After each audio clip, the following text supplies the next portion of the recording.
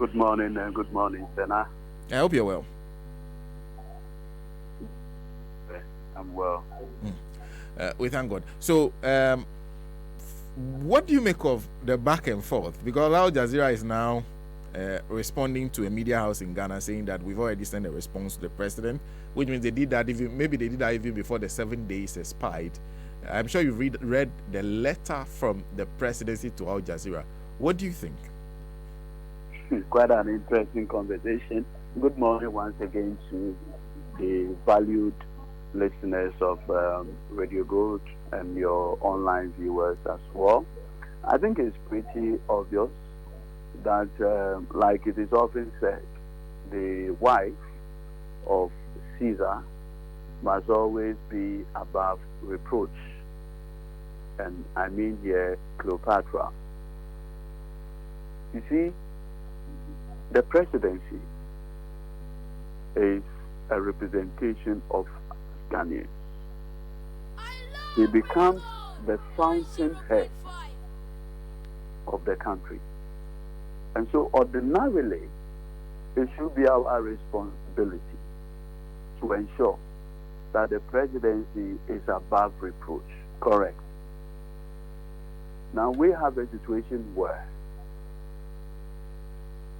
journalists associated with Al Jazeera, and also remember that the people who own Al Jazeera, their sovereign wealth is about 430 billion Ghana cedis. It's important that you have this in mind.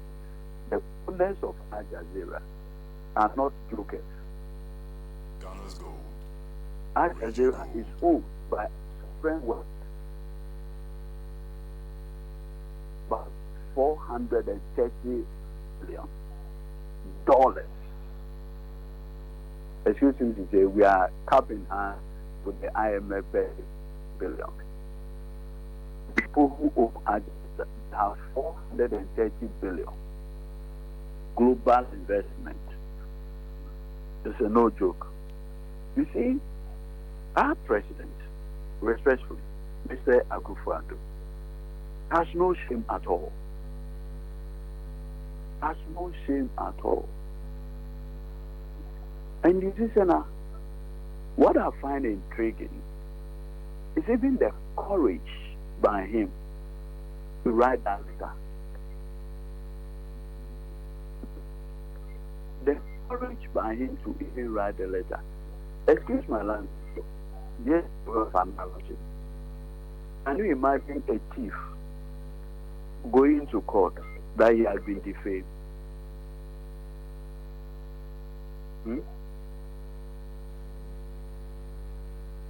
A thief in court Suing for defamation. Have you seen it before?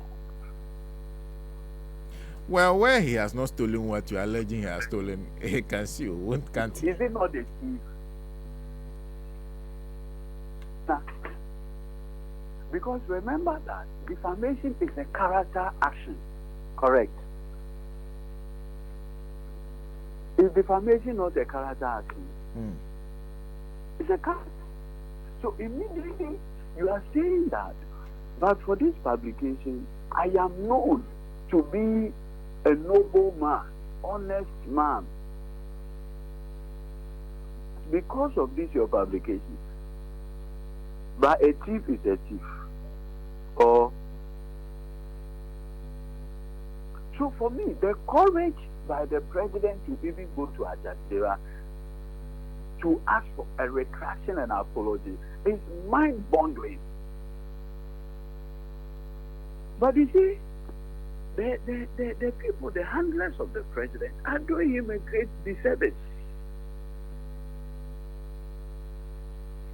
First of all, when Al Jazeera, and remember that Akufo-Addo is the one who used to say in opposition that he is going to use the ANAS principle in fighting corruption. You remember? Hello, Senna? Yes, that's true. Good. That was a promise he made. So Al Jazeera now decided to use the principle Akufo-Addo had promised to use, which is the ANAS principle. So they decided that they have seen a global cartel dealing in gold And by so doing, they have distorted the global financial architecture through money laundering, among others. So they decided to do a stink operation, what we call here the Anas principle. So what happened? When they moved on, they started looking at the people who had gained notoriety in the global gold trade. One person whose name came out strongly is Alistair Matthias, a Canadian, right? So they decided to target him. They sent their people who had posed as persons desirous of purchasing gold. It's important too. They didn't go there as Al Jazeera journalists. Why? You think Alistair, excuse my language, is a fool? No. The journalists from Al Jazeera, I remember I told you that the owners of Al Jazeera, they have a fortune of about 430 billion. So they went to this Alistair Matthias and said, oh, young man, we want to buy gold, but we want to buy gold from the best. And I said, oh, then you are home. This is the house of gold. This is gold's last stop. If you leave me, you won't get proper gold. I said, oh, then thank you. Thank you that we are the right destination. So then started. Then they said, I said, why should we believe you that you have the capacity to deliver this gold? Because also remember that in this gold business, there are also scammers. Stories about gold scammers. People who sell gold the next time you get skin sober or ordinary metal wrapped. So the people will get credibility. And I must say, this is me. I've been doing 4 gold export from Ghana alone monthly. Allah. Monthly. Even more importantly, my business friends, the president of Ghana, Nanoda Dankwa Kufuato, is my buddy. He is my friend. Not an ordinary acquaintance. My friend. Ghana's gold. And I said, is that so? He said, oh, yes. He's even my lawyer. You see, you can do a work for a client who is not your friend. You know that. The person comes, you do your service, goes. He's not your friend. He just came for services.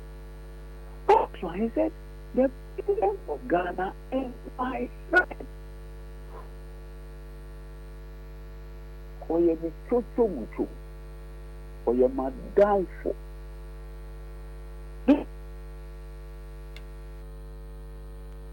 I do other things for him. For instance, if a contract is worth 80 million, they do it 100 million, then I will keep the $20 million and then find a way of laundering it back to them. So even now, I have $100 million project, and in this $100 million project, the kickback, the inflated amount on it alone is $20 million. You heard it on the video. Yes. So when they finish the work, then they say, Alistair, the people who approached you are not businessmen, no. They are journalists from Al Jazeera. Listen carefully. So we'll be airing the conversation. They say, oh, no. The things I said is not true. Please, I was just playing. Playing how? Then Al Jazeera now wrote a letter to Mr. Akufo-Addo that we have done a sting operation. In the sting operation, your name featured prominently. It was spreading like butter being spread in bread. So they wrote to the president. Then, listen carefully. The president was not writing an exam. You see, when you are asked a question in an exam, within an hour or two, you have to answer it, correct? Then I bet you know that. Yes. Good. This one, the president was not writing exams. So they wrote to him in the comfort of his home. And said,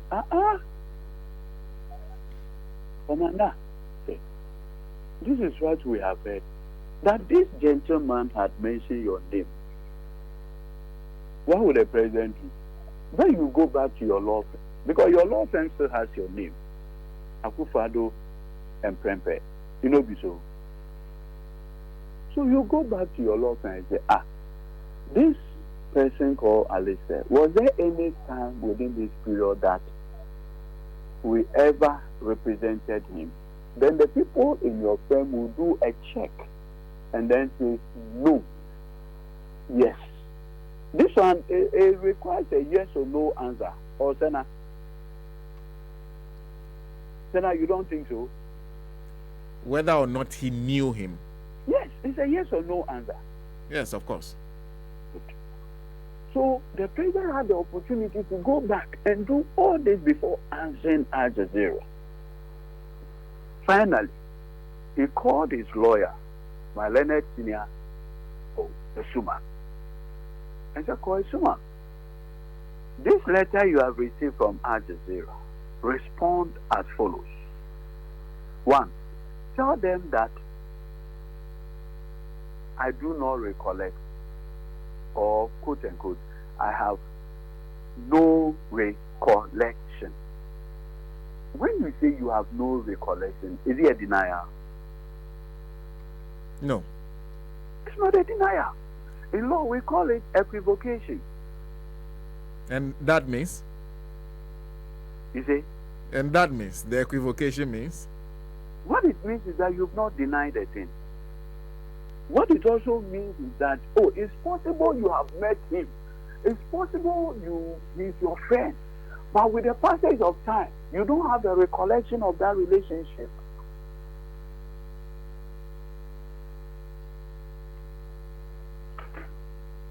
So, for instance, we lawyers, if you are served with the rate of someone and accompanying statement of claim, you do what we call a defense, right?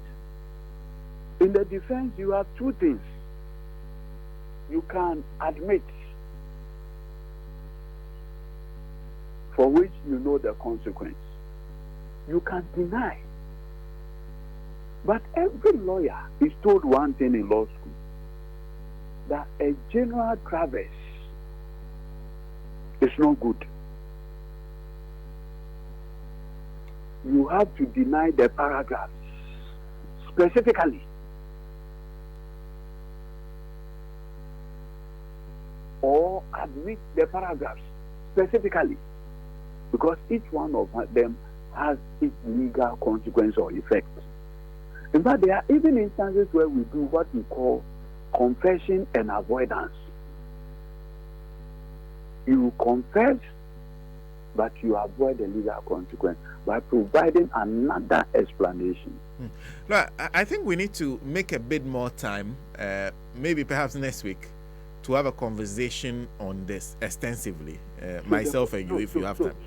So the point I want to make is that, so that maybe you can take me on, is that, you see, now the president wrote another letter demanding a retraction and apology, correct?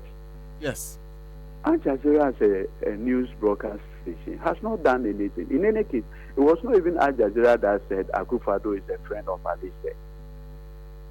It's the word directly from the mouth of Alistair. How come that when the president wrote the letter, they didn't copy it? Alistair, were they afraid? Were they afraid? Even more importantly, my brother, today as we speak, Al Jazeera has responded that they owe Mr. Akufo-Addo no apology. What is he going to do? The man has brought shame onto the president. Look, now when he travels, he calls his president, they'll say, hey.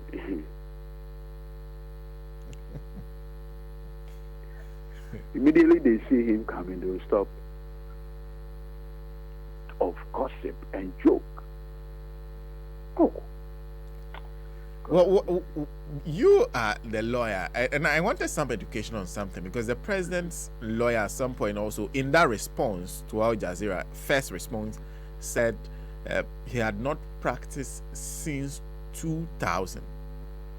First of all, if you recall, when the president made Godfrey Yeboah-Dame his attorney general, do you remember what he said? He said, Godfrey Dame, my protege. Did you hear that? Yes. And that he trained under him. Did you hear that? Yes. So if Akufo-Addo said he stopped practicing from the year 2000, and Godfrey Dame was called to the bar the year 2003, at what time did he train under him? Senna, are you there? Yes, I can hear you. So at what time did Godfrey train under him?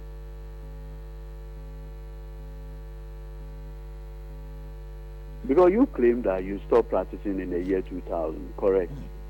Yes. When you appointed him as your AG, you touted, among other things, was to praise yourself that you trained him and that he trained under you, correct? Yes. We also do know that, yes, it's true. He trained under Akufo-Addo and Prempeh. But the man was called to the bar in the year 2003. He was not called to the bar 1990. Then you say, oh, you trained under you a year before you left the chamber. Then perhaps the question is, what practice means to you as a lawyer? If I say I'm into private practice, is it about going to court and defending? That is why I'm saying that the lawyer's certificate is not only limited to courtroom practice. Sometimes, even like, okay, maybe like my boss, Dr. Aine, right? He went to be deputy AG or something. Then once there somebody calls him and says, oh, Mr. Aine or Dr. Aine, I need this legal service. So you know now I'm in government work. I can't help you. But my juniors are there. If you are okay, I can give you his number. Go and see him. Do you get my point? That's all part of the work. So what is Akufo-Addo talking about? Remember that this is the second time Akufo-Addo is being caught by the Anas principle. The first was the number 12 expose, which eventually led to the murder of Ahmed Suale, and this one. What is it about the president that he easily gets entangled in some of these schemes? You recall not long ago, his own vice also got caught in another Anas expose involving the then Minister of State at the presidency in charge of Finance Ministry, Charles Edudzi. You remember? Yes. Whereupon Charles bragged that with $200,000 appearance fee to the vice president, many doors will be opened. The doors will open. Wow. You remember? Yes. Vividly. What is it about the two of them at the presidency that allows them to easily get entangled in some of these shady enterprises? What is it? And perhaps that's a question we'll explore more. Laura, my producer will be in touch because I have a lot more questions to ask on this whole issue. I beg you, I don't want any Jazeera style of questions. I beg you. No, don't worry. You know you can trust me, so. But Laura, thank you very much for speaking to us this morning. Now, trusting a journalist has become a problem. Have a pleasant weekend. Lawyer Edudzi Tamakloe is a private